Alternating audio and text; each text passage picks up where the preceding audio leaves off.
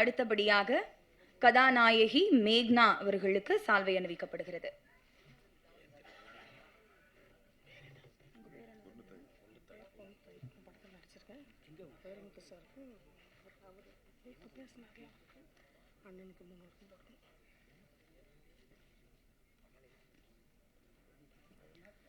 படத்தோட டீம் சார்பா சிறப்பு விருந்தினர்களுக்கு சால்வை அணிவிக்கணும் அப்படின்னு ஆசைப்படுறாங்க. So please go ahead ma'am.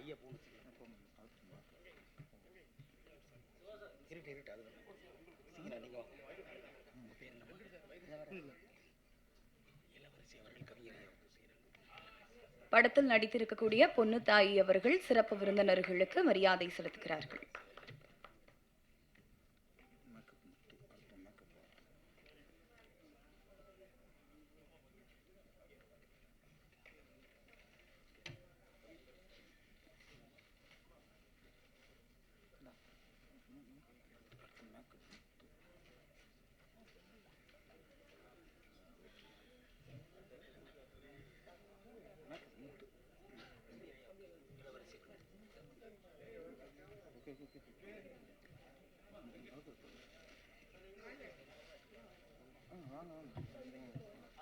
நன்றி.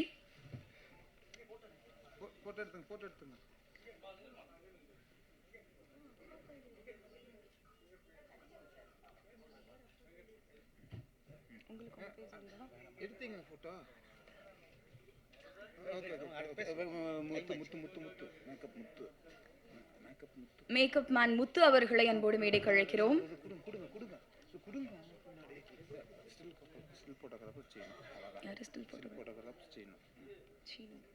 ஸ்டில் போட்டோகிராஃபர் சீனு அவர்களை அன்போடு மேடைக்கு அழைக்கிறோம். நன்றி நன்றி நன்றி.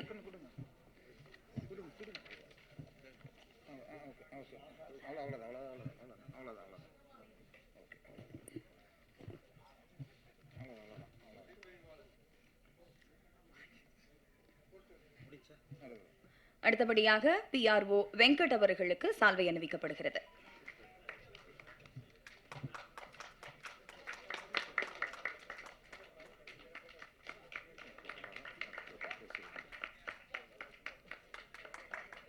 Thank you so much, sir. Thank you. Please be seated. யாரோட ஸ்பீச்காக நீங்க எல்லாரும் இவ்வளவு நேரம் வெயிட் பண்ணிட்டு இருக்கீங்க அப்படின்னு தெரியும். தேனி மாவட்டம் வடுகப்பட்டியில் பிறந்து ஒரு பொன் மாலை எண்ணிலடங்கா பாடல் வரிகளை தமிழ் சினிமா ரசிகர்களுக்கு உரித்தாக்கி தமிழன் மீது தீரா காதல் கொண்டு பத்மஸ்ரீ பத்மபூஷன் 7 முறை சிறந்த பாடலாசிரியருக்கான தேசிய விருதை வென்ற மாபெரும் கவிஞர் கவி பேரரசு திரு வைரமுத்து அவர்களை அன்போடு பேச அழைக்கிறேன்.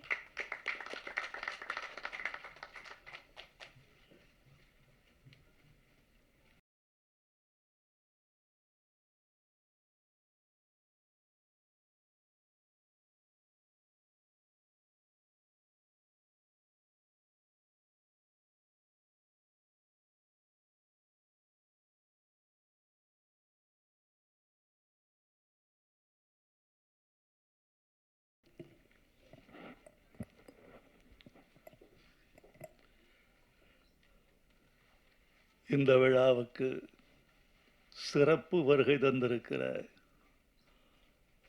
தமிழ்நாடு வணிகர் பேரமைப்பின் பெருந்தலைவர், கருப்பு நெருப்பு என்று எங்களால் அழைக்கப்படும் விக்கிரமராஜா அவர்களே, தயாரிப்பாளர் ராஜேந்திரன் அவர்களே, இயக்குனர் ஆதி ஆறுமுகம் அவர்களே, படத்தில் பங்கு கொண்ட கலைஞர்களே, படக்குழுவைச் சேர்ந்த நண்பர்களே, மேடையில் அமர்ந்திருக்கும் மேன்மைக்குரிய பெருமக்களே, இந்த விழாவில் பனை படத்தினுடைய பாடல்களை பாராட்ட வந்து என்னுடைய ஆதி வரிகளையெல்லாம் இந்த அவைக்கு எடுத்து சொல்லி என்னையும் களிப்புறச் செய்திருக்கிற இயக்குனர் அரவிந்தராஜ், பேரரசு, அம்மையார் வடிவுக்கரசி அவர்கள், இன்னும் பெருமைக்குரிய பெருமக்கள் அனைவருக்கும் என் அன்பான வணக்கத்தையும், ஊடக நண்பர்களுக்கும் பத்திரிகையாளர்களுக்கும் என் அன்பையும் தெரிவித்துக் கொள்கிறேன். நண்பர்களே, இந்த விழா வித்தியாசமாக தொடங்கி வித்தியாசமாக நடந்து மிக மாறுபட்ட முறையில் முடிந்திருப்பதாக நான் கருதுகிறேன்.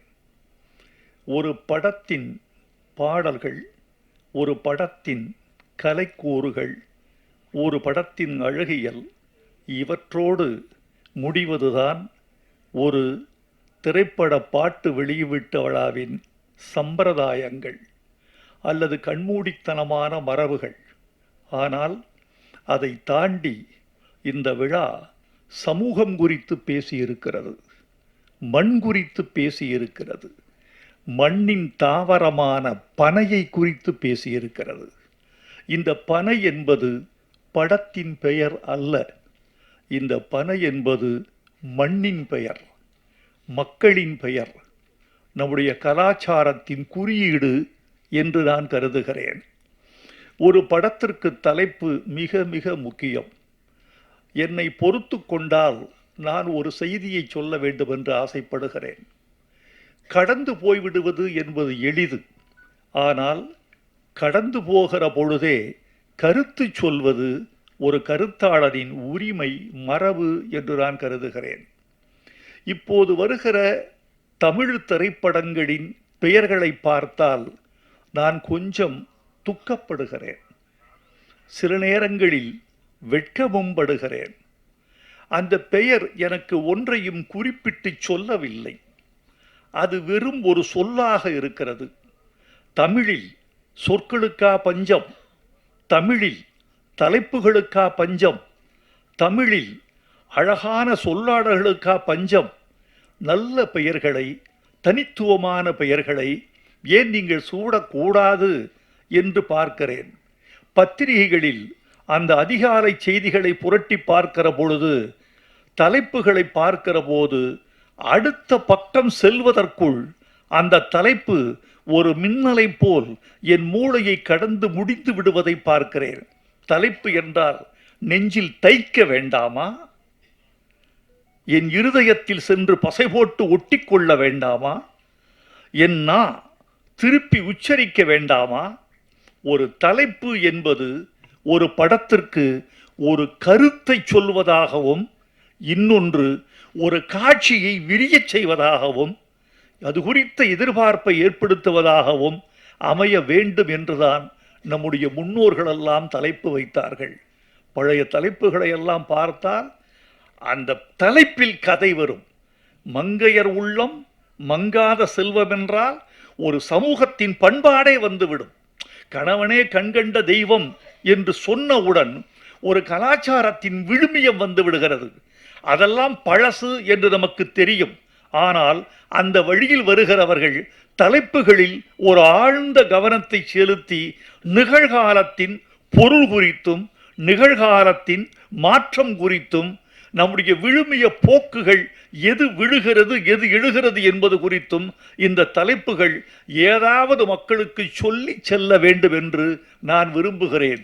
தலைப்பு வைக்கிற தமிழ் இயக்குனர்கள், தயாரிப்பாளர்கள், கதாசிரியர்கள் தயவு செய்து அழகான தமிழ் பெயர்களை படத்துக்கு சூட்ட வேண்டும் என்று நான் அன்போடு விரும்பி கேட்டுக்கொள்கிறேன். இது ஒரு கவிஞனுடைய வேண்டுகோள் அல்லது ஒரு பாடலாசிரியரின் வேண்டுகோள் என்று நினைத்து விடாதீர்கள். இது தமிழ் மக்களின் வேண்டுகோள், பாமரனின் வேண்டுகோள், உழவனின் வேண்டுகோள், மூட்டை தூக்குகிற தொழிலாளியின் வேண்டுகோள், விறகு வெட்டியின் வேண்டுகோள். அவன் தமிழோடு இருக்க வேண்டும் என்று விரும்புகிறான். நீங்கள் தள்ளி நிற்கிறீர்கள். நான் உங்களை கேட்கிறேன், ஒரு தலைப்பை மாறுபட்ட முறையில் தமிழுக்கு விரோதமாக வைத்து அந்த படம் வெற்றி பெற்று விட்டது என்று நீங்கள் சொன்னால் நான் ஏற்றுக்கொள்கிறேன். வெற்றியும் பெறுவதில்லை, பிறகு ஏன்? இந்த படத்திற்கு எனக்கு கதை சொன்ன இயக்குனர் இந்த படத்திற்கு விதை என்று பெயர் வைத்திருக்கிறேன் என்று சொன்னார். நான் சொன்னேன், விதை நல்ல பெயர்தான், ஆனால் நீங்கள் சொல்ல விரும்புகிற கதையை விட்டு விதை தள்ளி நிற்கிறது. எனவே இந்த படத்தின் ஒட்டுமொத்த இருதய துடிப்பும் தலைப்புக்குள் வர வேண்டும் என்றால் தம்பி பனை என்று பெயர் வைக்க வேண்டும் என்று சொன்னேன். அவர் உடனே ஏற்றுக்கொண்டார். விதையை விட பனை எனக்கு இன்னும் பக்கத்தில் இருக்கிறது ஐயா என்று சொன்னார். வாழ்க என்று சொன்னேன். மேல்நாட்டில் எப்படியெல்லாம் தலைப்பு வைப்பார்கள் தெரியுமா? ஒரு ஆங்கில படத்துக்கு தலைப்பு தி விண்ட் cannot read, காற்றுக்கு படிக்க தெரியாது என்று தலைப்பு வைத்தான். எப்படி டைட்டில் போட்டான் தெரியுமா? காற்றுக்கு படிக்க தெரியாது, இது டைட்டில். காற்று வீசுகிறது, ஒரு மரத்தின் மீது வீசுகிறது, ஒரு மாளிகை மீது வீசுகிறது, ஒரு புல்வெளியின் மீது வீசுகிறது, ஒரு குழந்தையின் மீது வீசுகிறது, ஒரு சாலையில் வீசுகிறது, ஒரு சோலையில் வீசுகிறது. சோலைக்கு போனால் ஓரிடத்தில் பூக்களை பறிக்காதீர்கள் என்று ஒரு அறிவிப்பு பலகை வைக்கப்பட்டிருக்கிறது.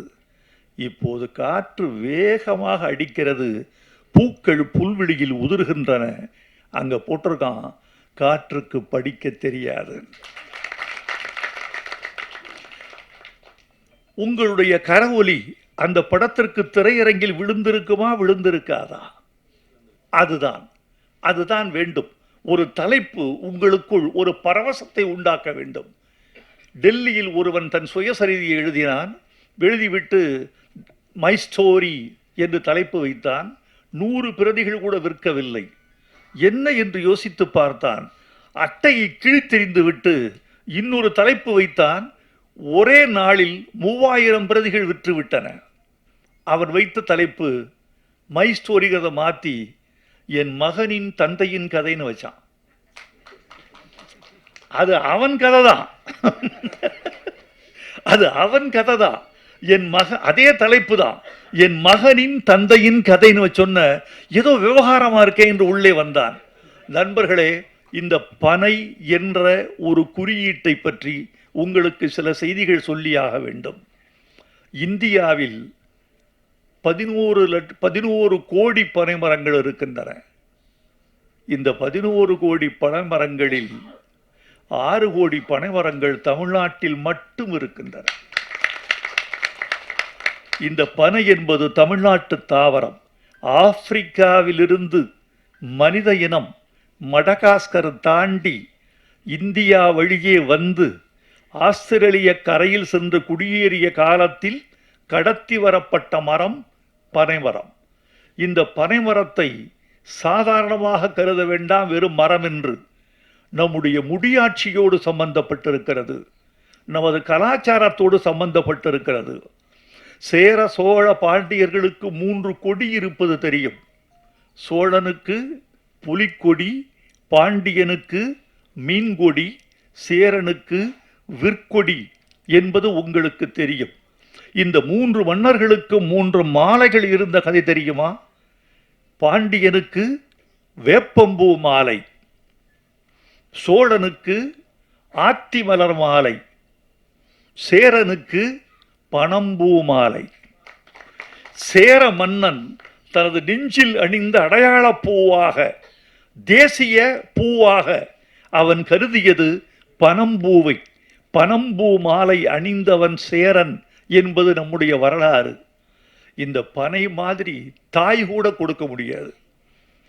அதாவது நீங்கள் தாய்க்கு கூட நீங்கள் எவ்வளவு கடமையை செய்ய வேண்டும் என்று உங்கள் மனசுக்குள் ஒன்று இருக்கும். அவள் தாய்ப்பால் கொடுத்ததற்கு நாம் தாய்க்கு செய்ய வேண்டிய கடமை நமக்கு இருக்கிறது என்று நீங்களும் செய்வீர்கள். ஆனால் தாயும் எதிர்பார்ப்பாள், தப்பில்லை, அவளுக்கு அந்த உரிமை இருக்கிறது. இந்த பனை எதிர்பார்ப்பதில்லை. அது உன்னிடம் தண்ணீரை எதிர்பார்ப்பதில்லை, உன்னிடம் பராமரிப்பை எதிர்பார்ப்பதில்லை, உன்னிடம் உரத்தை எதிர்பார்ப்பதில்லை. அது வானத்திலிருந்து நீரை வாங்கிக் கொள்கிறது. வானத்தில் தண்ணீர் வறண்டு போன போது காற்றின் ஈர பசையை பனை ஓலை இழுத்து தன்னை உறுதிப்படுத்திக் கொண்டு உயிர் வாழ்ந்து கொள்கிறது. ஒரு 15 வருஷத்துல ஒரு பனைமரம் வந்து நின்று நிற்கிறது. ஒரு பனைமரம் ஆண்டுக்கு 150 லிட்டர் பதநீரும் 24 கிலோ பனை வெல்லமும் தருகிறது. இந்த மரத்தை நாம் ஏன் தமிழ்நாட்டின் தேசிய மரமாக அறிவிக்கக்கூடாது? அறிவிச்சிருக்காங்களா? இருக்காங்க. தமிழ்நாட்டின் தேசிய மரம் என்று சொல்ல முடியுதா? அப்படியே சொல்லிருக்காங்க.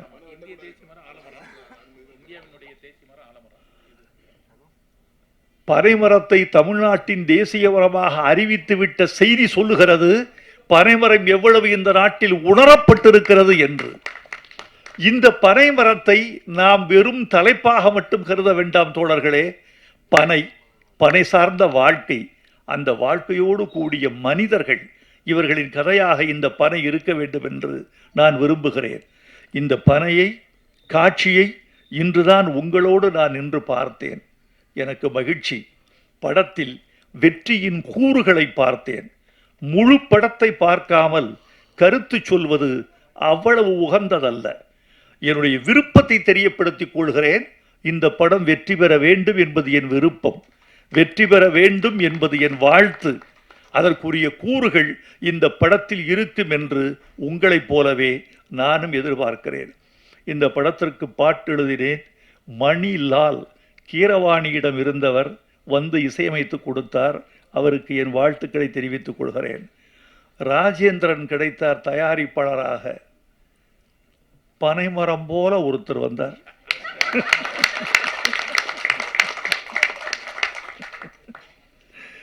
பனைமரம் போல ஒருத்தர் வந்து நான் பனை எடுக்கிறேன் என்று வந்தார். உங்களுக்கு என் வாழ்த்துக்கள் ராஜேந்திரன். தொடர்ந்து நீங்கள் படம் செய்ய வேண்டும் என்று நான் விரும்புகிறேன். இந்த படத்தின் பாடல்கள் எனக்கு ரொம்ப மகிழ்ச்சி. அரவிந்தராஜும் பேரரசும் இந்த படத்தை வாழ்த்த வந்த பொழுது அவர்கள் தமிழ் பாடல்களை கொண்டாடிய போது நான் மகிழ்ந்து போனேன். ஒரு கலைஞருக்கு எது தெரியுமா மிகவும் மகிழ்ச்சி? இவர்கள் கொடுக்கிற பொன்னாடை, பூமாலைகள், தங்கச் சங்கிலிகள், இவைகளெல்லாம் ஒரு கலைஞனுக்கு பெரிதல்ல. இவைகளால் அவன் பூரித்து போக மாட்டான். அவன் விரும்புவதெல்லாம் ஒரு மேடையில் ரசிகனின் கரவொலி. அந்த கரவொலிக்கு இடையான சங்கீதம் வேறொன்றும் இல்லை. ஒரு மனிதனை உயிர்ப்பிக்கிற சங்கீதம் கரவொலி. அது எல்லோருக்கும் கிடைத்து விடுவதில்லை. அடுத்து அவனுடைய கலையை புரிந்து கொள்ளுதல். என் கலையை நீ புரிந்து கொண்டாய் என்பதுதான் எனக்கு வெற்றி. ஒரு ஓவிய கண்காட்சி நடந்தது. அந்த ஓவிய கண்காட்சியில் ஒரு ஓவியத்திற்கு முதல் பரிசு கிடைத்தது. 3 மாதங்கள் வரவேற்பறைக்கு வெளியே மாட்டப்பட்டிருந்தது. அதற்கு கீழே ஒரு நோட்டு புத்தகம் வைக்கப்பட்டது, பேரேடு. அந்த பேரேட்டின் கீழே எல்லோரும் எழுதி போனார்கள், இந்த ஓவியம் என்னை மயக்குகிறது, ஓவியருக்கு என் முத்தம், இந்த வண்ணங்கள் எனக்கு வேறேதோ சொல்லுகிறது. விதவிதமாக எழுதினார்கள். சற்றே விட்டால் இந்த ஓவியன் ரவிவர்மனை தொட்டு விடுவான் என்றெல்லாம் எழுதி வைத்து விட்டு போனார்கள். 3 மாதம் கழித்து அந்த ஓவியனுக்கு பாராட்டு விழா. அவன் வந்தவன் ஓவியத்தை பார்த்தான். பார்த்துவிட்டு சொன்னான், அட பாவிகளே, 3 மாதமாக என் ஓவியத்தை தலைகீழாகவா மாட்டி வைத்திருந்தீர்கள்?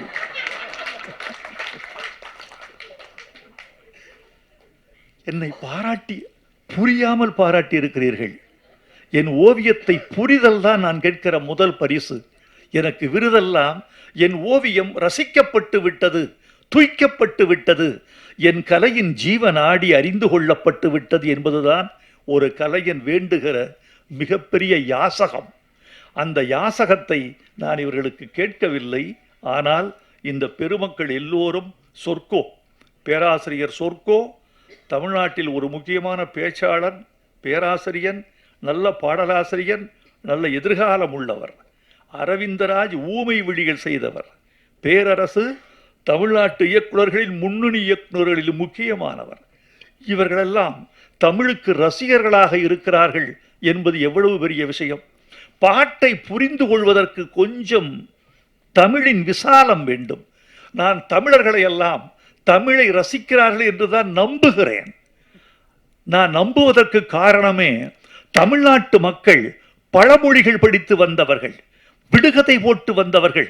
எழுத்தறிவு இல்லாதவன் கூட தமிழோடு உறவாடி வந்திருக்கிறான் தமிழ்நாட்டில். அவனை கேட்டால் விவாதிப்பான், அவனை கேட்டால் விமர்சிப்பான், அவனை கேட்டால் பழமொழிகளில் பதில் சொல்வான், அவனை கேட்டால் விடுகதைகளில் நம்மை சிக்க வைப்பான். அப்படி தமிழன் தன்னுடைய வாழ்வோடு தமிழோடு ஊறி வந்திருக்கிறான். எனவே இந்த தமிழும் அவனுக்கு புரியும் என்று நம்பிக்கையில் கொண்டுதான் நான் வந்திருக்கிறேன். சில பேருக்கு புரிவதில்லை, அந்த இடத்தில் தமிழ் நிலைப்பதில்லை. ஒன்று சொல்லுகிறேன், திரைப்பட பாட்டை நான் எப்படி நினைக்கிறேன் தெரியுமா? வாழைப்பழத்துக்கும் ஆப்பிளுக்கும் ஒரு வேறுபாடு உண்டு. உங்களுக்கு தெரியும், ஆப்பிள் கொஞ்சம் பணக்காரர்களின் பழம், வாழை கொஞ்சம் ஏழைகளின் பழம். வியாபாரிகள் சங்க தலைவரை வைத்துக் கொண்டு அவருக்கே பாடம் எடுத்துக் கொண்டிருக்கிறேன். ஒன்று சொல்லுவார்கள், திரைப்பட ஏழைகளின் ஆப்பிள் வாழைப்பழம் என்பது பழமொழி. நான் பாமரர்களின் கவிதை திரைப்பட பாட்டு என்று நினைக்கிறவன். வாழைப்பழம் எப்படி ஏழைகளுக்கு ஆப்பிளின் சக்தியை கொடுக்கிறதோ, பாமரர்களுக்கு கவிதையின் சக்தியை கொடுக்கிறது. நீங்கள் கொஞ்சம் புரிந்து கொண்டால் உங்கள் மூளை விசாலப்படும், உங்கள் ரசனை அகலப்படும், உங்கள் வாழ்வு செழுமை உறும், உங்கள் இதயம் மகிழ்வுறும். உதாரணமா ஒரு பாட்டு, இது புரிஞ்சுக்கிட்டு இருக்கீங்களா? மலர்களைப் போல் தங்கை உறங்குகிறாள் என்று கவிதை வெடித்தார் கவியரசர் கண்ணதாசன். அதில் ஒரு வரி, தங்கைக்கு திருமணமாகிறது, வளர்கிறாள், போகிறாள், வரவேற்கப்படுகிறாள், இப்படி பாட்டு போகுது. தங்கையின் எதிர்காலம் குறித்து அண்ணன் கனவு காண்கிறான். அப்ப சொல்றான், பூமணம் கொண்டவள் பால்மணம் கண்டாள். இந்த பொருள் எத்தனை பேருக்கு புரிஞ்சிருக்கு? பூமணம் கொண்டவள் பால்மணம் கண்டாள். ஒரு கவிஞன் 10 மாதத்தை 4 வார்த்தைகளில் கடக்கிறான். பூமணம் கொண்டவள், மலர் சூடிக்கொண்டாள் மணவாளனால், பூமணம் கொண்டவள், 10 மாதத்துல குழந்தை பிறந்துருச்சு, பால் மணம் கண்டாள். அந்த 10 மாதத்தை 4 சொற்களில் கடக்கிறான் கவிஞன். இதை புரிந்து கொள்கிற போது மொழி மீது காதல், கவிஞன் மீது காதல், நம் மீதே காதல், நம் கலாச்சாரத்தின் மீது ஒரு பெரிய செறிவு விரிவு இதெல்லாம் வருகிறது. கன்னத்தில் ஒன்னே ஒன்று கடனாகத்தாடா, கல்யாண பரிசுல என்ன அர்த்தம்? கன்னத்தில் ஒன்னே ஒன்று கடனாகத்தாடா, கடன் தந்தால் என்ன அர்த்தம்? திருப்பி தரணும். கன்னத்தில் ஒன்னே ஒன்று கடனாகத்தாடன்னா, கடனா கொடுத்துட்டு இல்லை, நான் திருப்பி தரணும் இல்லை, நான் வட்டியும் போட்டுல கொடுப்பேன். நீ ஒரு முத்தம் கொடுத்தால் நான் திருப்பி 1, வட்டி 1, நான் 2 முத்தம் கொடுப்பேன். கன்னத்தில் இதெல்லாம் இவ்வளவு அழகு இருக்கு. இப்போது நான் சொன்ன பிறகு இந்த சபை கைதட்டுவதை பார்த்து நீங்கள் புரிந்து கொண்டால் உங்களுக்கு நீங்களே கைதட்டிக் கொள்ள மாட்டீர்களா? உங்களோடு சேர்ந்து தமிழும் கைதட்டாதா? இது பட்டுக்கோட்டை பாட்டு. வாலி எழுதினாரு. வளையல் போட வர்றாரு கல்யாண பொண்ணுக்கு. கல்யாண பொண்ணு கண்ணான கண்ணுன்னு ஒரு பாட்டு.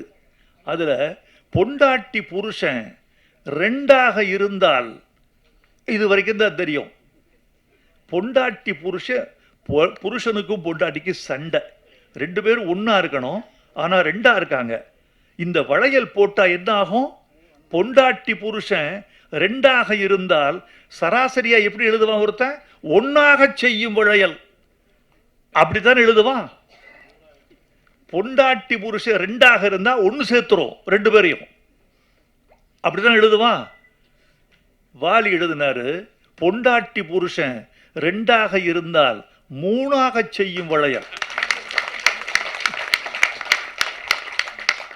குழந்தை பிறந்துருமா? இந்த வளையல் சத்தம் அவளை அந்த வளையல் சத்தத்தின் சிணுங்கலில் அவள் எழுப்புவதும், அவள் முனகுவதும், அவள் அழைப்பதும், அவள் ஆரவாரம் செய்வதும், அவள் கொஞ்சச் செய்வதும், அவள் மிஞ்சி செய்வதும், 2 பேருக்கும் ஒரு காதல் வளர்வதும், காதல் கலவியில் முடிவதும், அது குழந்தையில் சென்று வளர்வதும் இந்த ஒரு வளையலால் நடக்கும்னு சொல்றான் ஒரு கதை. இந்த வளையல் ஓசை என்னென்ன பயணம் செய்யுது, இதெல்லாம் இந்த 2ஆக பொண்டாட்டி புருஷன் 2ஆக இருந்தா 3ஆக செய்யும் வளையல் என்று சொல்லுகிற போது ஒரு ஓசை கேட்கிறது. அந்த ஓசையின் வெளியே ஆசை வழிந்து 3ஆவது குழந்தை பிறந்து விடுகிறது சொல்றான். இவ்வளவு இருக்கு இந்த படத்துல. பாட்டு எழுதியிருக்க ஒரு பாட்டு. இந்த பொண்ணு நல்லா நடிச்சிருக்கீங்கம்மா, நீங்களும் நல்லா இருக்கீங்க தம்பி.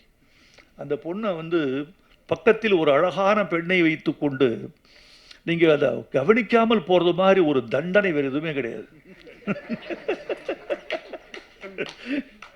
அதை நீங்கள் ரொம்ப அலட்சியப்படுத்திருக்கீங்க, ரொம்ப அழகா. அதில் ஒத்த பனைமரமா நான் ஒத்தையில் நிற்கிறேனே, புத்திகெட்ட அத்தை மகன் புலம்ப விட்டு போறானே. இது ஒரு பெண்ணினுடைய ஏக்கம். இந்த முதல் வரி ஒத்த பனைமரமான்னு ஏன் சொன்னான்? ஒத்த பனைமரமான்னு ஏன் சொன்னான்? இந்த ஒத்த பனைமரம் என்கிற முதல் வரியில் இங்கே வச்சேன் இல்லையா, இதுக்கு ஒரு விடுகதை. ஒத்த பனைமரமா ஒத்தையில நிற்கிறனே, புத்தி கெட்ட அத்த மகன் புலம்ப விட்டு போறானே. இந்த முதல் வரிக்குடைய விடுகதையை கடைசி வரியில விட சொல்லியிருக்கேன். ஒரு தலையா காதலிச்சா ஒன்று சேர முடியாது, ஒத்த பனைமரையில் ஊஞ்சல் கட்ட முடியாதுன்னு சொல்லியிருக்கேன்.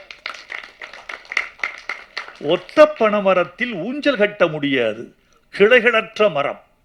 இந்த பனைமரம் கிளைகளற்ற மரம், இதில் ஊஞ்சல் கட்ட முடியாது. இது நீ ஒரு பனைமரம், நான் ஒரு பனைமரம், ரெண்டு ஒத்த பனைமரம் சேர்ந்தால்தான் ஊஞ்சலே கட்ட முடியும், இரண்டு கைகள் தட்டினால்தான் ஓசை வரும் என்று அது அந்த முதல் வரிக்கு சொல்லப்பட்ட. இந்த முதல் வரியை எடுத்து கொண்டுகூட்டு பொருள்கோள் என்று தமிழில் ஒரு இலக்கணம் உண்டு.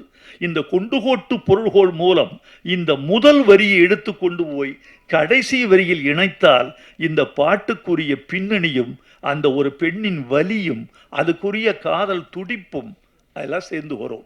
இதையெல்லாம் இப்படியெல்லாம் புரிந்து கொள்வதற்கு உங்களுக்கு நான் பயிற்சி கொடுக்க வேண்டும் என்று இந்த பாடல்களில் ஒரு முயற்சி செய்து கொண்டிருக்கிறேன்.